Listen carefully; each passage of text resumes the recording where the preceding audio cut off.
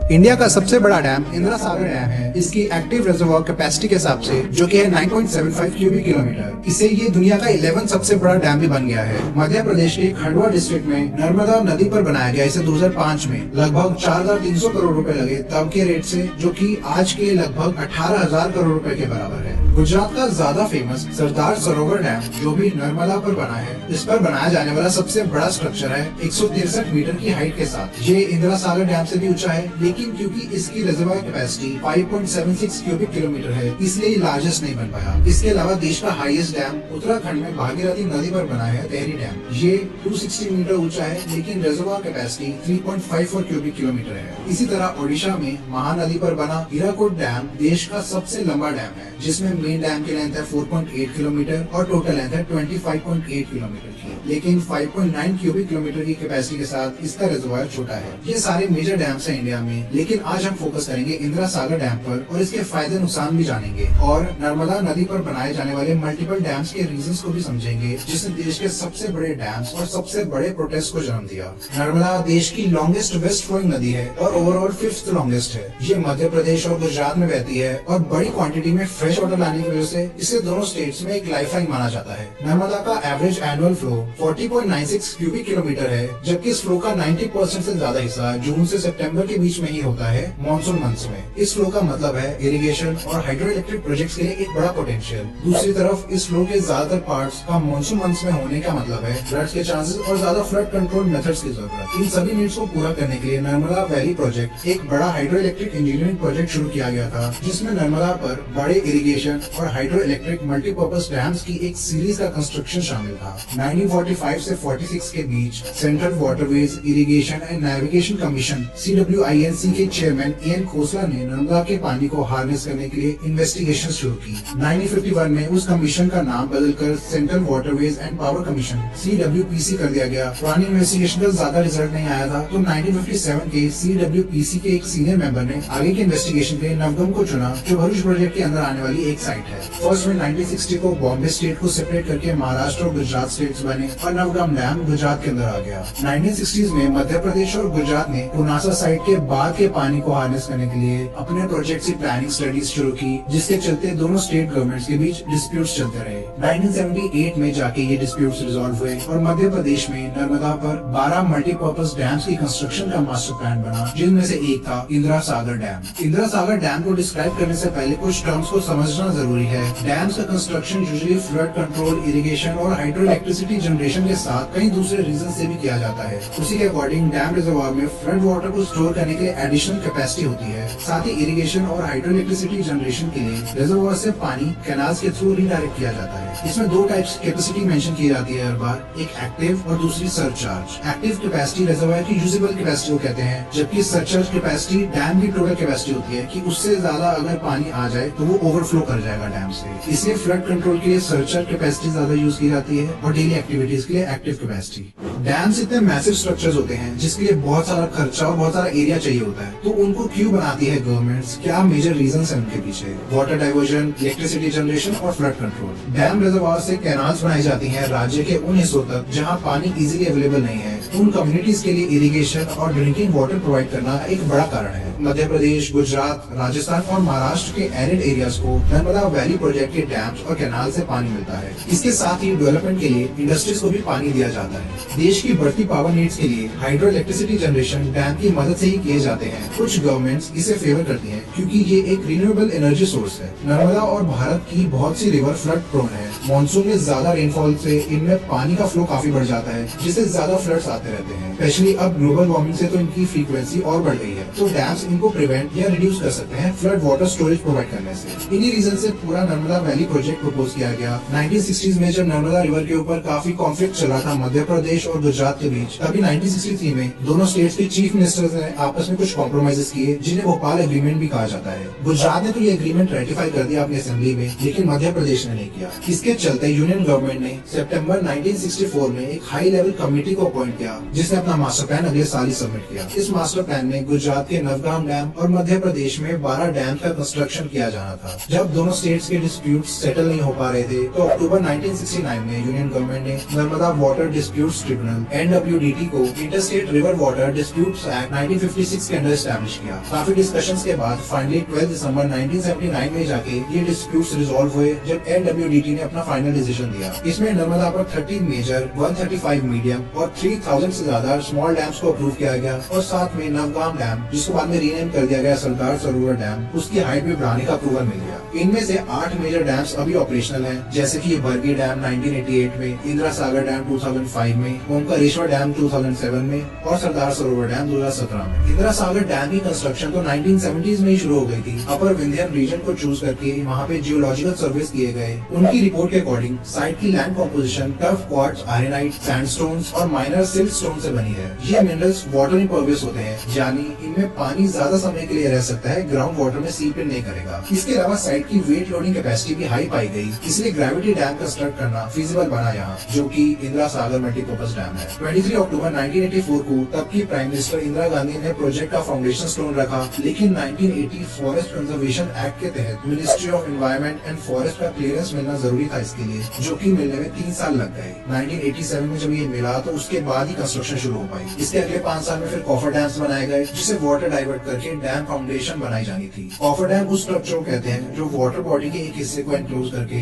उसे ड्रेन करने में मदद करता है। इससे वहाँ एक ड्राई वर्किंग एनवायरनमेंट बन जाता है, जहाँ वर्कर्स आराम से कंस्ट्रक्शन कर सकते हैं डैम की। इसे वाटर लेवल से ऊंचा बनाया जाता है ताकि पानी अंदर ना आ पाए। बैंक से शुरू करके step by step dam foundation construct की जाती है, जब तक पूरा बेस रेडी ना हो जाए, जिसके बाद एक्चुअल डैम का काम शुरू हो सकता है। इंदिरा सागर के कॉफर डैम्स को देश में पहली बार प्रीकास्ट हॉलो ब्लॉक से बनाया गया, अंडर वाटर स्टोन की टेक्निक से, जिसको आगे एक्सप्लेन किया है हमने। इन पर काम मानसून के बाद शुरू हुआ ताकि वाटर वॉल्यूम कम हो। 2 कॉफर डैम्स बनाए गए, एक अपस्ट्रीम जो पानी को डाइवर्ट कर दे और एक डाउनस्ट्रीम जो बैकवर्ड फ्लो को प्रिवेंट करे कंस्ट्रक्शन एरिया से। इसके लिए रिवर बेड को ब्लास्टिंग से फ्लैटन किया गया ताकि एक यूनिफॉर्म लेवल फाउंडेशन बन जाए। फिर डेब्री और सिल्ट को हटाकर यहाँ ब्लॉक्स को प्लेस किया गया एक एक करके। हॉलो ब्लॉक्स को कास्ट करने के लिए एक कास्टिंग यार्ड पास में ही बनाया गया, नदी के लेफ्ट बैंक पर, ताकि ज्यादा टाइम न लगे ट्रांसपोर्टेशन में। इन ब्लॉक्स का volume 1.5 by 1.5 by 1.5 metre cube रखा गया। 10 टन की गैंट्री क्रेन्स इन ब्लॉक्स को उठाकर ट्रक्स में लोड करती हैं, जो साइट पर पहुंचकर क्रॉलर माउंटेड क्रेन्स अनलोड करके अंडर वाटर अपने सेल में प्लेस कर देती हैं। इनको एक दूसरे से इंटरलॉक करने के लिए मेल और फीमेल ग्रूव्स बनाए गए रिजिड स्टील फॉर्म्स के साथ, ताकि ये एक जैसी डायमेंशंस के स्टैंडर्ड ब्लॉक से बने। फिर इस सेल को पूरी तरह सील कर दिया गया, बीच में बोल्डर्स भर के और ग्राउंड मिक्सचर को पंप किया पाइप की मदद से। इससे फिर कॉफर डैम पूरा हो गया। फिर ये स्टेप्स अगले 15 मीटर सेल के लिए रिपीट किए जब तक पूरा नहीं हो गया। इसके बाद एक्चुअल डैम्स की फाउंडेशन तैयार की गई, बिल्कुल कॉफर डैम जैसे रिवर बेड को फ्लैटन करके। इससे एक परमानेंट फाउंडेशन बना था जिस पर डैम का पूरा वेट आता। इसे वाटर इम्पर्वियस होना भी जरूरी था, क्योंकि पानी के सीपे से फाउंडेशन और डैम टूट सकते हैं। इस फाउंडेशन को कास्ट इन प्लेस किया गया, कंक्रीट भर के। प्रीकास्ट ब्लॉक्स नहीं यूज किए गए। वुड या स्टील से बनी फॉर्म्स को बनाकर अंदर रीबार प्लेस किया गया कंक्रीट भरने से पहले। इसी तरह एक एक सेक्शन करके इसे कंप्लीट कर दिया गया।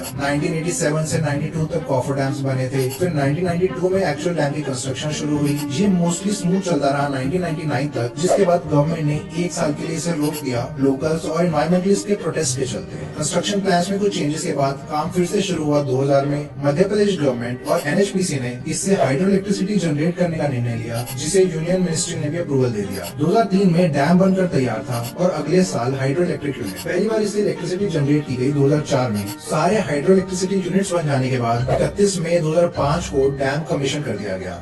इंदिरा सागर डैम एक ग्रेविटी टाइप डैम है, जो कि कंक्रीट और पत्थर से बना है, जो मटेरियल के वेट और फाउंडेशन के रेजिस्टेंस से ही पानी को स्टोर कर पाता है, यानी ग्रेविटी का बड़ा योगदान है, इसलिए ग्रेविटी डैम। ये 653 मीटर लंबा और 92 मीटर ऊंचा डैम है, जिसमें 14 लाख क्यूबिक मीटर कंक्रीट लगा बनाने में। फाउंडेशन बनने के बाद उसके ऊपर सेक्शंस में कंक्रीट भरा जाता है, और क्योंकि कंक्रीट से सेट होते वक्त हीट जनरेट होती है केमिकल रिएक्शन से, इसलिए इसे काफी टाइम देना पड़ता है सेट होने के लिए। जिसके बाद रिजर्वायर को भरा जाता है। इस स्टेप में स्पिलवे गेट्स और फ्लड गेट्स को भी टेस्ट किया जाता है, ताकि ये इंश्योर किया जा सके कि वाटर कंट्रोल सही से हो रहा है या नहीं। इसमें 20 मीटर बाय 17 मीटर साइज के 20 रेडियल टाइप फ्लड गेट्स पानी के फ्लो को कंट्रोल करते हैं, जिनको फ्लड कंट्रोल के लिए भी इस्तेमाल किया जाता है। रेडियल गेट्स एक सेंटर के अराउंड वर्टिकली या हॉरिजॉन्टली घूमते हैं, और वो जितना ओपन होते हैं उतनी ज्यादा वॉल्यूम में पानी रिजर्वायर से बाहर निकल सकता है। स्पिलवे या ओवरफ्लो चैनल पानी को कंट्रोल तरीके से रिलीज करने वाले वाले स्ट्रक्चर्स को कहते हैं, और क्योंकि फ्लड गेट्स स्पिलवे क्रेस्ट से पानी को कंट्रोल करते हैं, इन्हें क्रेस्ट गेट्स भी कहा जाता है। इस डैम में 12 मेन स्पिलवे ब्लॉक्स और 8 ऑक्सिलरी ब्लॉक्स हैं, जिनमें से हर एक की इफेक्टिव विड्थ 20 मीटर है। इसके अलावा डैम से काफी पानी डाइवर्ट भी किया जाता है कैनाल्स के थ्रू इरिगेशन पर्पसेस के लिए। लगभग 2700 स्क्वायर किलोमीटर का एरिया इरिगेट होता है इससे, जिसमें मध्य प्रदेश के खंडवा, खरगोन और बड़वानी डिस्ट्रिक्ट्स को सबसे ज्यादा फायदा मिला। इसमें फ्लड कंट्रोल का main mechanism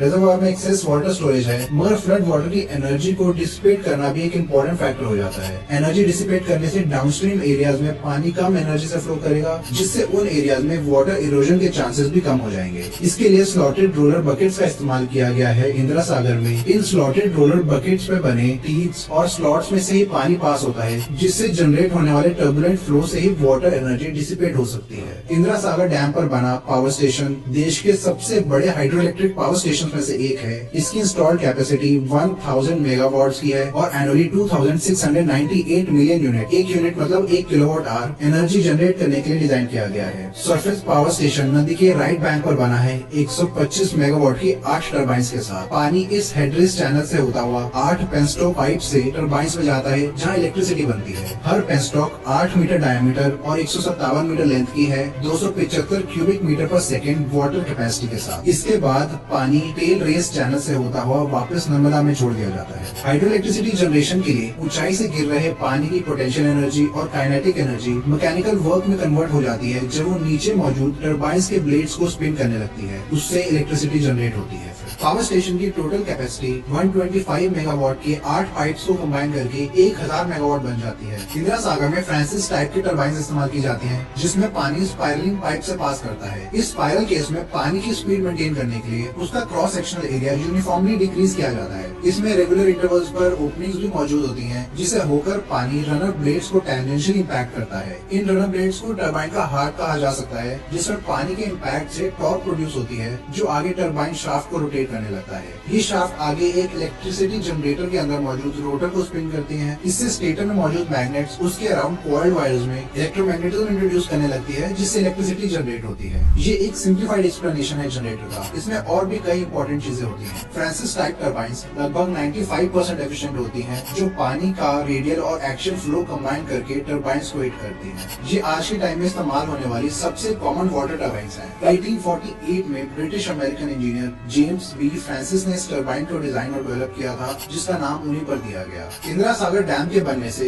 7.4 crore cubic metre drinking water Madhya Pradesh के खंडवा डिस्ट्रिक्ट में पहुंच पाया है। लाखों लोग इस पर डिपेंड करते हैं अपनी ड्रिंकिंग नीड्स के लिए। इसके अलावा सबसे बड़ा रिजर्वॉयर होने की वजह से ये 3 और डाउनस्ट्रीम डैम्स का मदर प्रोजेक्ट भी है। इस डैम से पानी के रेगुलेटेड रिलीज पर निर्भर करते हैं वो प्रोजेक्ट। पहला है ओमकेश्वर प्रोजेक्ट, 2800 स्क्वायर किलोमीटर लैंड को इरिगेशन और 520 मेगावाट की हाइड्रो पावर प्रोवाइड करता है। दूसरा है महेश्वर प्रोजेक्ट, जो 4000 मेगावाट की इलेक्ट्रिसिटी बनाता है। और तीसरा सरदार सरोवर डैम 1450 मेगावाट की एनर्जी और 17920 स्क्वायर किलोमीटर एरिया को इरिगेट करने में मदद करता है। इसकी hydro electric capacity Indira Sagar से भी ज्यादा है। बेनिफिट्स तो हमने गिना दिए, लेकिन इस डैम के कई ड्रॉबैक्स और कंट्रोवर्सीज भी देखी गई हैं। जैसे 2003 में रिपोर्ट सामने आई थी कि एनएचपीसी ने रिजर्वोयर साइट पर रह रहे लोगों को जबरदस्ती डिस्प्लेस किया, बिना वार्निंग के घर बुलडोज कर दिए गए और बिना कंपनसेशन के। अगले साल एमपी हाई कोर्ट में हरसुद गांव, जो इंदिरा सागर रिजर्वोयर में डूब गया, उसके रेजिडेंट्स ने एनएचपीसी के अगेंस्ट कोर्ट केसेस एक्सेप्ट किए। एनएचपीसी को असाइन कई दूसरे प्रोजेक्ट्स के अगेंस्ट भी प्रोटेस्ट हुए थे, जैसे ओमकारेश्वर प्रोजेक्ट, तीस्ता डैम और लोकतक प्रोजेक्ट। ये कंप्लेंट्स ज्यादातर रीसेटलमेंट और कंपनसेशन को लेकर आई थी। इनका आरोप था कि एनएचपीसी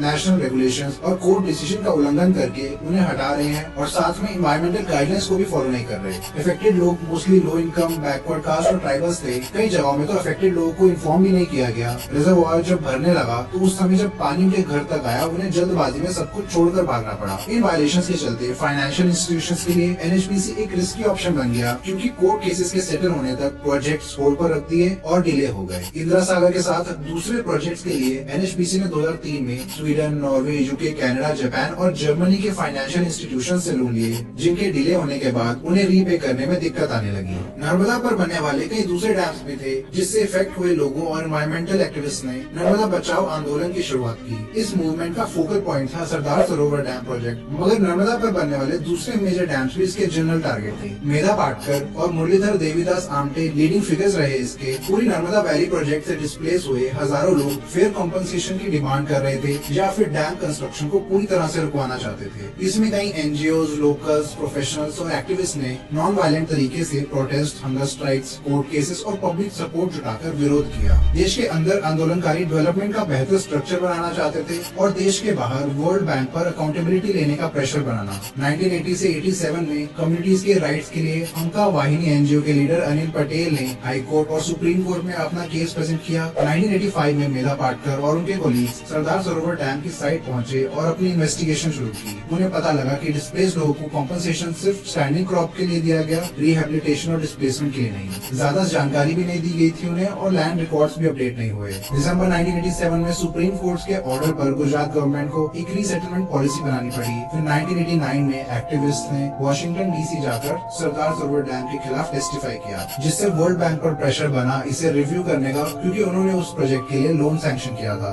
इसी बीच कई मार्चेस और मास प्रोटेस्ट चले, जिससे ये एक नेशनल कंसर्न का विषय बन गया। 1993 में वर्ल्ड बैंक ने फाइनली लोन एग्रीमेंट से बैकआउट करना डिसाइड किया, लेकिन उससे पहले ही यूनियन गवर्नमेंट ने ये लोन्स कैंसिल कर दिए। मगर फिर भी काम चालू रहा यूनियन और स्टेट गवर्नमेंट्स के फंड से। 1995 में सुप्रीम कोर्ट ने सभी कंस्ट्रक्शन एक्टिविटीज को रोक दिया था जब तक डिस्प्लेस्ड लोगों को रिसेटल न किया जाए। आंदोलन चलता रहा, लेकिन फिर भी प्रोजेक्ट पूरा हो गया 2017 में, कंस्ट्रक्शन शुरू होने के 30 साल बाद। नर्मदा बचाओ आंदोलन आज भी सबसे बड़े प्रोटेस्ट में से एक माना जाता है देश के। इंदिरा सागर डैम के बनने से लगभग 4000 स्क्वायर किलोमीटर फॉरेस्ट लैंड पानी में डूब गया। लगभग 70 गाँव पूरी तरह से और 180 गाँव पार्शली डूब गए। कुल मिलाकर इस डैम की वजह से 80,000 लोगों को डिस्प्लेस करना पड़ा। फॉरेस्ट डिस्ट्रक्शन के लिए नर्मदा वैली डेवलपमेंट अथॉरिटी ने 814 स्क्वायर किलोमीटर लैंड में पेड़ लगाने का वादा किया, जो उनके हिसाब से पूरा होने वाला है। रीसेटलमेंट में लोगों को अपने पुराने गांव के पास लैंड देने की और पॉपुलेशन को सेम रखने की भी बात की अथॉरिटी ने, ताकि सोशल हार्मनी डिस्टर्ब ना हो। गवर्नमेंट ने अपनी कंपनसेशन फिक्स की 40,000 रूपए पर एकड़ अनइरिगेटेड लैंड के लिए और 60,000 रूपए पर एकड़ इरिगेटेड लैंड के लिए, जबकि उस टाइम का एक्चुअल मार्केट प्राइस था 80,000 से 1 लाख रुपए तक। इलेक्ट्रिसिटी की बात करें तो 2022 में इंडिया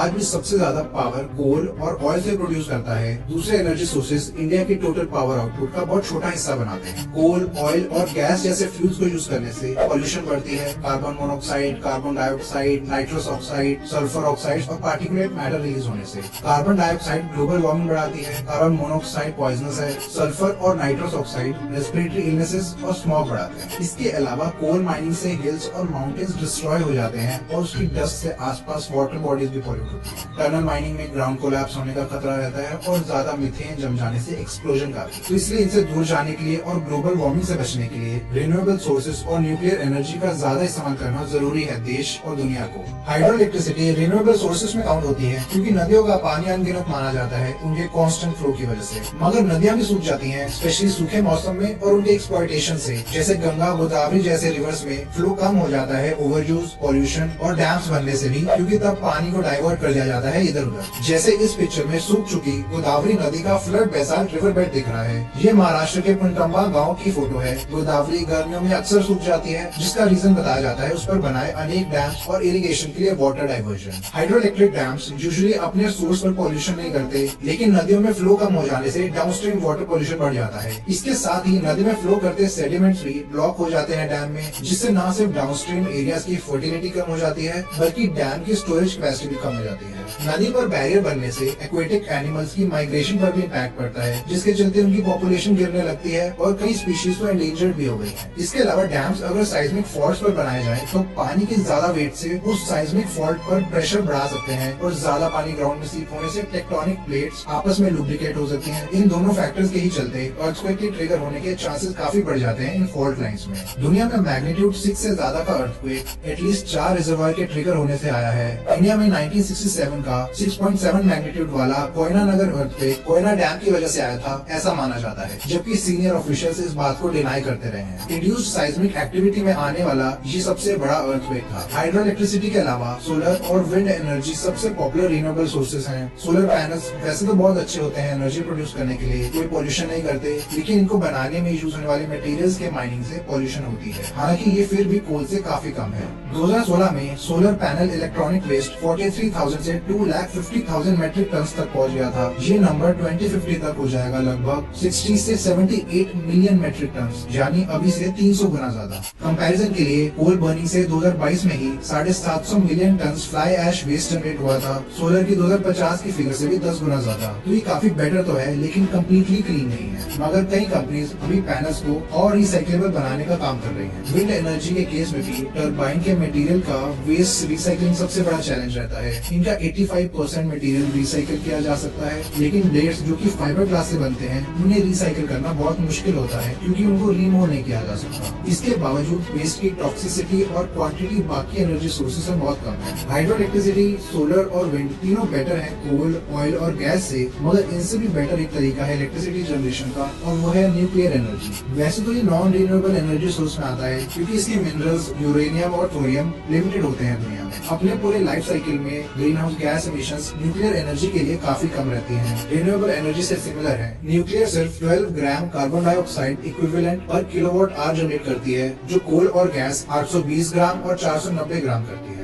इसमें लैंड भी सबसे कम रिक्वायर्ड होता है। माइनिंग और वेस्ट डिस्पोजल लैंड एक्सक्लूड करने के बाद 1 गीगावाट के लिए nuclear power plants average 3.4 square kilometre land use करते हैं, जहां सोलर और विंड एनर्जी 160 स्क्वायर किलोमीटर और 800 स्क्वायर किलोमीटर तक, यानी 50 और 203 गुना ज्यादा land respectively. Hydro electric dams के केस में रिजर्वायर का एरिया अलग अलग होता है, इसलिए उसे मेजर नहीं किया जा सकता, मगर वो फिगर इससे भी ज्यादा एक्सट्रीम होगी। इतने फायदे हैं अगर न्यूक्लियर के, तो गवर्नमेंट उसे यूज क्यों नहीं करती ज्यादा और अनपॉपुलर हाइड्रो इलेक्ट्रिक डैम्स क्यों बनाने लगती है? इसका मेन रीजन है कि लोगों के अंदर अभी भी रेडिएशन पॉइजनिंग का और न्यूक्लियर एक्सीडेंट्स का काफी डर बना हुआ है। लेकिन अगर हम उसे भी फैक्ट से देखें तो न्यूक्लियर पावर प्लांट्स कम रेडिएशन रिलीज करते हैं कोल पावर प्लांट्स के कंपैरिजन में। 0.0001 से 0.0002 मिलीसीवर्ट पर ईयर न्यूक्लियर के लिए और 0.0003 कोल के लिए। रेडियो एक्टिव वेस्ट डिस्पोजल भी एक बड़ा इशू है। फ्यूजन की वजह से फ्यूल रॉड्स टाइम के साथ ज्यादा रेडियो एक्टिव और कम यूजफुल बन जाती हैं, जिससे ये न्यूक्लियर वेस्ट का पार्ट बन जाता है। उनको भी कुछ हद तक रीप्रोसेसिंग प्लांट्स में रिसाइकिल किया जा सकता है। इनको और इम्प्रूव करने की जरूरत है, ताकि कम से कम वेस्ट जनरेट हो। इसके अलावा लो लेवल न्यूक्लियर वेस्ट जैसे प्रोटेक्टिव क्लोथिंग, रैक्स, मॉप्स वगैरह जो रेडियो एक्टिव बन जाते हैं रेडिएशन से, उन्हें यूजुअली अंडरग्राउंड सील बॉक्सेस में स्टोर करके डिस्पोज कर दिया जाता है। लेकिन इससे रेडिएशन का डेंजर बहुत कम होता है। इनके बावजूद ये एनर्जी जनरेट करने का बेस्ट तरीका है हमारे पास।